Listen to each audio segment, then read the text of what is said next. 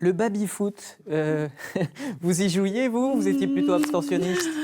Entre les deux. Entre les deux. Bon, faut dire que dans les cafés et ailleurs, le baby-foot, c'était incontournable. Peut-être un petit peu moins aujourd'hui, mais les baby-foot, ils sont prisés des collectionneurs. Et à Laon, dans l'Aisne, à Loître, pardon, un passionné les restaure patiemment. Rémi Vivenoy avec Noémie Furling.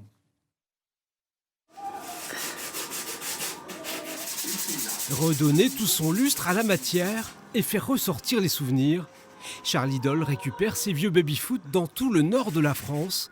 Il les restaure ensuite de A à Z, ici dans son atelier à Louâtre. Il y a les cadres en premier, qui sont très souvent bouffés par les vers. Donc il faut traiter, boucher les trous. Les terrains dont le revêtement est foutu, donc on le change, on met du Gerflex, hein, c'est une sorte de caoutchouc spécial pour les jeux. Ou nous, on en fait une spécialité de mettre du cuir. Il faut aussi réajuster toute la mécanique. 150 à 200 heures de travail par appareil. Une passion née il y a 7 ans chez ce batteur professionnel. Depuis, il a remis à neuf une cinquantaine de modèles. Ça a été une transformation soudaine que j'ai subie totalement quoi. Et au fur et à mesure d'en faire 1, 2, 10, il y a eu le plaisir de travailler la matière, le bois, il y a des mécaniques, donc il y a aussi du métal. Et tout est arrivé comme ça, quoi. Et j'ai été happé par cette passion, quoi.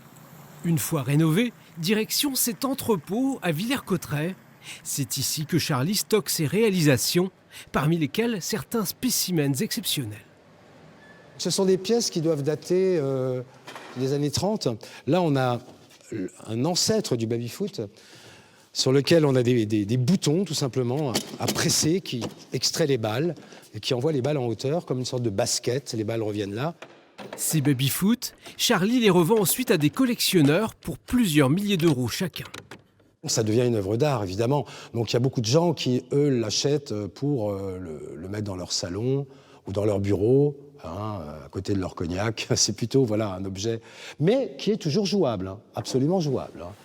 Pour finir de donner corps à sa passion, Charlie Doll aimerait créer à Villers-Cotterêts un musée dédié aux jeux de bistrot, comme un but ultime.